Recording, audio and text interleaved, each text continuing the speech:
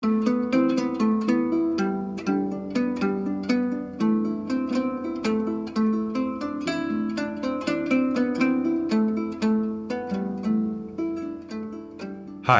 I'm Peter Adamson, and you're listening to the History of Philosophy podcast, brought to you with the support of King's College London and the Leverhulme Trust, online at www.historyofphilosophy.net.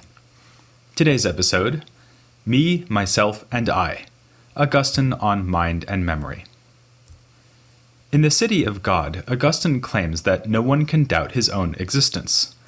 If anyone, perhaps a member of the Skeptical Academy, should claim that even this is doubtful, we can reply that it is incoherent to imagine someone thinking he exists and being mistaken about it.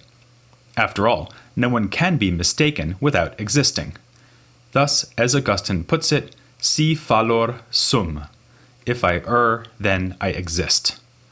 Sound familiar? It seems to be a version of the most famous three-word Latin argument in the history of philosophy, cogito ergo sum, I think, therefore I am. Indeed, when Descartes put forward the argument in his Meditations, some of his readers pointed out that the same idea already appeared in Augustine. But Descartes' use of the argument had at least one advantage over Augustine's. He used it in a very prominent place, as the crucial first step towards dispelling total skepticism. Where did Augustine put it? In the 26th chapter of the 11th of the 22 books of the absurdly long City of God. In the newspaper trade, they call that burying the lead. In fact, this buried Augustinian treasure isn't even the main point Augustine is making in the 26th chapter of that 11th book. It's more a digression, occasioned by his observation that the human mind is an image of the divine Trinity. All of us mirror the threeness of God by existing, knowing we exist, and loving the fact that we exist. Typical Augustine in more than one way. Not only is a philosophical nugget delivered in a theological wrapping, but it is uncovered through reflection on Augustine's own self. Though Epictetus and Plotinus are worthy candidates for the title, probably no other ancient philosopher was as keen an observer of his own mental life as Augustine. Again and again, he solves theological and philosophical problems by turning inward. His reflections on evil are bound up with an almost obsessive preoccupation with his own struggle against sin. His merciless and detailed self-analysis exposes the gaping divide that separates imperfect created beings like himself from their creator. But self-knowledge does not only let us see how different we are from God. Inspired by a verse of Genesis, which asserts that man is created in God's image, Augustine believes that studying human nature will be a big step in the direction of understanding the divine nature. That is, in a nutshell, the project of On the Trinity, Augustine's most philosophically ambitious work and the culmination of his lifelong quest to understand himself. This quest begins with the realization of the mind's immediate access to itself. So it's no wonder that it was Augustine who first discovered the anti-skeptical argument that would reappear centuries later in Descartes, especially since, like Descartes, he also thought hard about the problem of skepticism. After all, Cicero, one of Augustine's main philosophical sources, had been a skeptic. Early in his writing career, Augustine even wrote a work entitled Against the Academics, meaning the skeptics of the new academy. Here, he didn't yet formulate the argument, if I err, I am, found in the City of God, but he identified other types of infallible knowledge, including truths of logic and mathematics. In another earlier work, On Free Choice of the Will, he does make the point that no one could be mistaken about whether they exist. It's telling that, as in the City of God, in this case the error argument is presented as a step toward showing something about God, namely that he exists and is the cause of all other things. In both cases, it would be a distraction for Augustine to draw too much attention to the error argument. Sure, it's a brilliant argument. Really, Augustine deserves to have some hilarious t-shirts, mugs, and posters printed up about it, an honor that has instead gone to Descartes alone. I suspect that more than one philosophy student has ruined a first date by turning up in a "I drink, therefore I am" shirt. But as Augustine has just said, here in On Free Choice of the Will, he explores philosophical arguments in order to understand more fully what he already believes as a Christian. Thus, Augustine's favorite slogan is a biblical quote, which you won't see parodied on too many t-shirts or dorm room walls: "Crede ut intelligas," believe so that you may understand. Unlike Descartes, he starts not from skepticism, but from faith, and he uses philosophy to explain the articles of that faith. As we've seen in previous episodes, this attitude is compatible with, indeed even demands, lengthy and sustained inquiry into standard philosophical topics like the nature of language, ethics, and metaphysics. Augustine's treatment of the mind is no exception. Like most Hellenic philosophers, he sees reason, or the mind, as the highest function of the human soul, while the soul in general is a principle of life.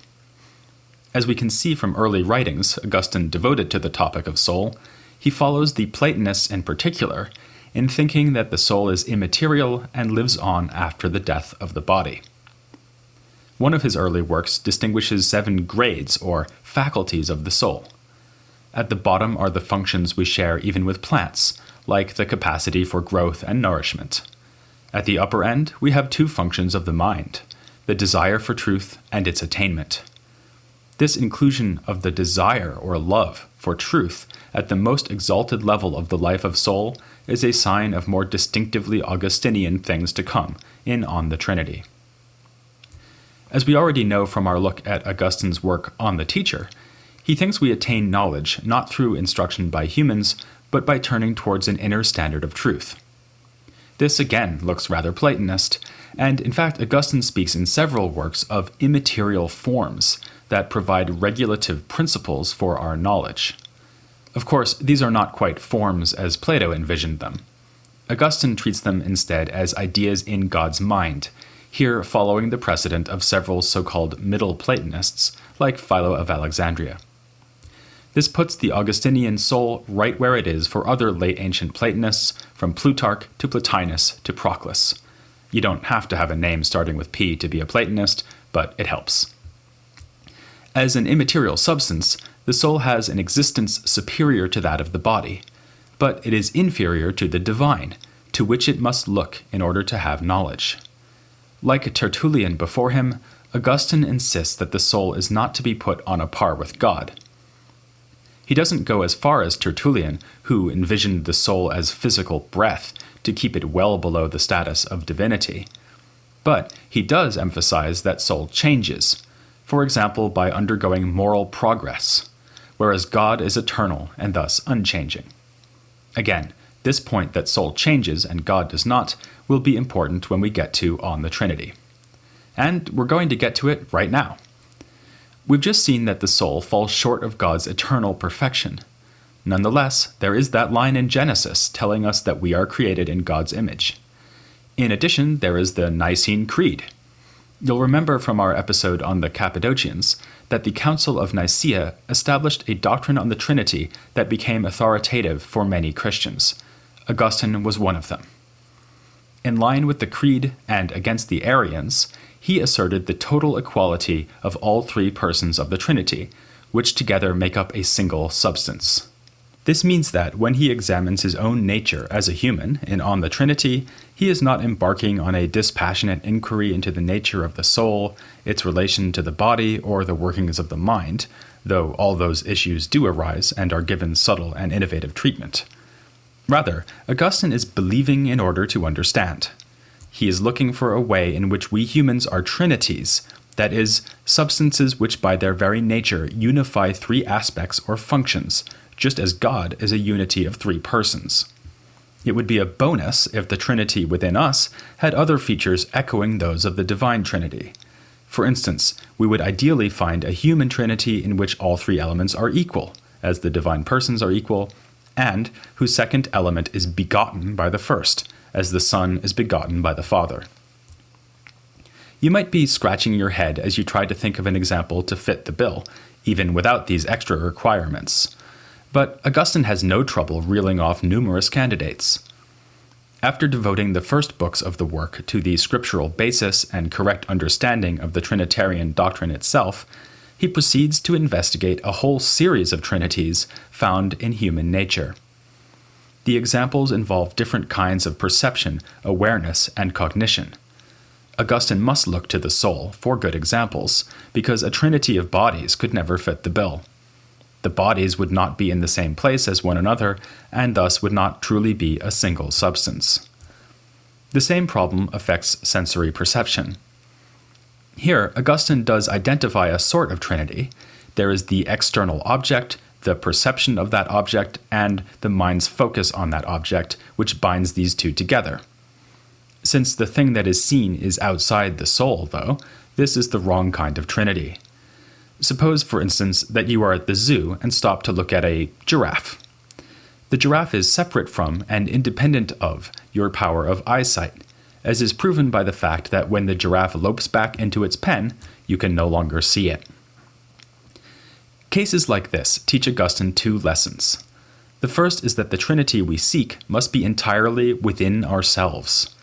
If any of the three members of the human trinity is outside us, it will be separate and independent, like the giraffe. That would be a major disanalogy with the case of the divine trinity, so we need to avoid it. The second lesson is that human will, or intention, binds together the mind with its objects. In the case we just looked at, it is the mind's intention to see the giraffe that produces an act of vision, at least as long as the giraffe stays where we can see it. Bringing these two lessons together, the promising strategy would be to look for a case where the mind wills or intends to know something inside itself. And, as luck would have it, this happens all the time. Whenever I think about something I know, or imagine something, or remember something. In these cases, I am not relying on something outside of me. If I consider the Pythagorean theorem, imagine a giraffe that is painted blue, or remember the name of my favorite high school teacher, I am turning my mind's attention to what is already inside it. So, in all such cases, there are three things. First, the mental content, the theorem, the imaginary blue giraffe, or the teacher's name. Secondly, the mind's grasping of its own content. It's thinking about what it knows, imagines, or remembers. Third, the mind's intention or will to grasp its own content with these mental acts. It is this willing that explains why the mind is entertaining the specific content that it has chosen. For instance, by remembering the favorite teacher, instead of the teacher who made you stay after school that time just because you were drawing pictures of blue giraffes instead of paying attention in class. Augustine, in fact, sees memory as particularly crucial for his project. It is involved even in the other cases of knowing and imagining. When we reflect on previously acquired knowledge, we are remembering what we know. And when we imagine new things, we are combining images we have experienced before, such as blue and giraffe. So Augustine's fascination with memory is part and parcel of his interest in self-knowledge. Not only does memory turn up prominently in On the Trinity, but Augustine discusses it at length in the 10th book of the Confessions. There, he speaks of it as a kind of storehouse or treasury for things we have learned or experienced, with a seemingly limitless storage capacity. Somehow, the things we can remember stay hidden within the memory until we will them to come forward. This may be more or less difficult, with some things coming to mind immediately, others hovering just out of reach, as when a word is on the tip of the tongue. But is it really the things themselves that are the objects of memory? After all, I can remember things that are no longer present, and even things that no longer exist. Augustine concludes from this that, at least in some cases, what the memory produces for us is not the thing we remember, but an image of that thing. This helps to explain why remembering something feels so different from really experiencing it. You can remember being angry at your teacher without being angry now, or remember being in intense pain without so much as a twinge of actual pain. Puzzlingly, though, in other cases of remembering, we do seem to have the things themselves before our minds. If I recall a number, I would seem to be thinking of the number, and not an image of that number. The same would seem to go for the memory itself. It seems absurd to suppose that when I remember my own memory, I am getting at only an image of that memory. Which leads Augustine to a puzzle within a puzzle. If memory can remember itself without an image, then it must be able to remember forgetting in the same way. But if this happens directly and not by an image, so that forgetting just is the content of my memory, won't this mean that we are having a mental act that is both a remembering and a forgetting?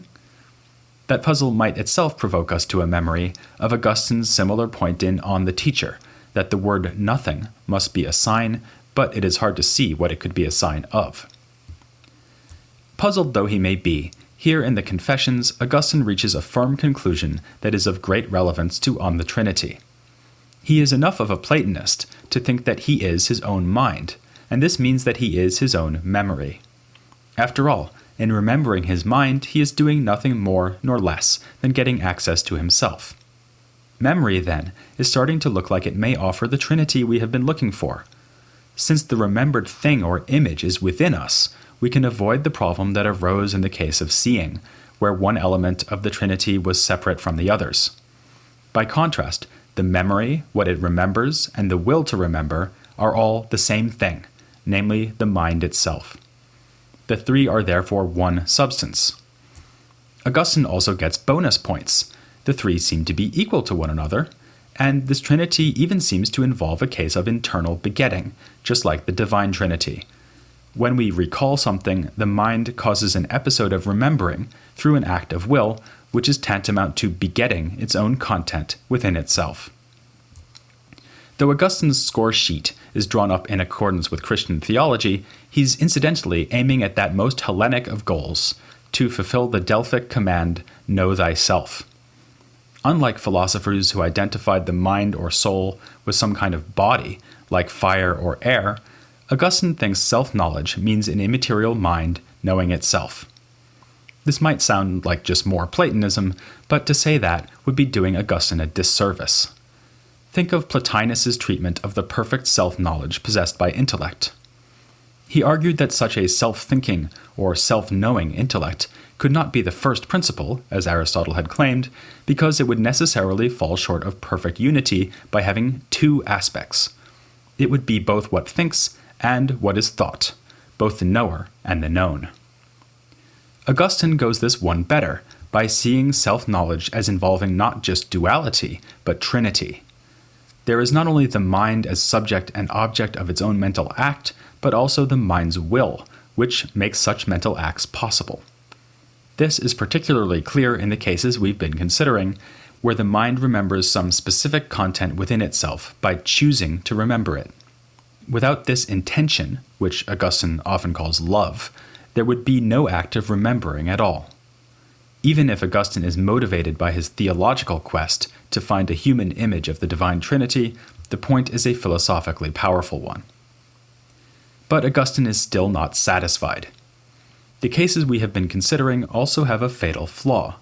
We go from remembering one thing to remembering another, the content of our thought constantly changing.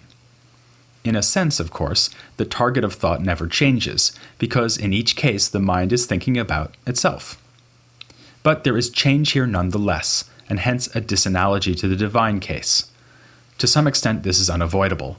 As a created thing, the human mind is inevitably subject to change. Yet, we can do a little bit better by leaving aside the acts of thinking and remembering that come and go from moment to moment. These may seem to constitute the whole of our mental life, but in a bold move, Augustine proposes that the mind never ceases to know, remember, and love itself. Our mental life does not consist only of fleeting thoughts and images, but an enduring self-awareness. He even goes so far as to say that the mind's presence to itself from moment to moment is a kind of memory. Thus, we can say that you are remembering yourself right now, even if it is more usual to use the word memory when we are grasping images of things in the past.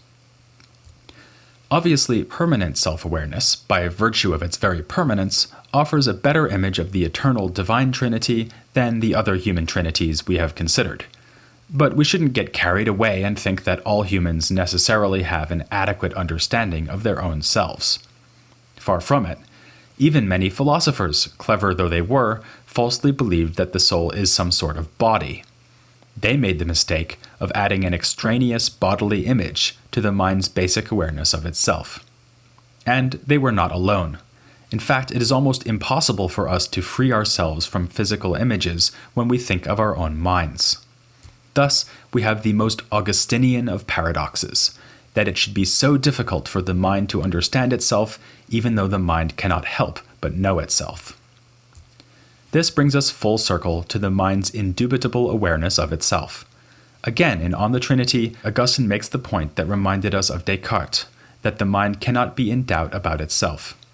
Augustine remarks in the Confessions that nothing is closer to the mind than itself, yet it still remains unknown to itself.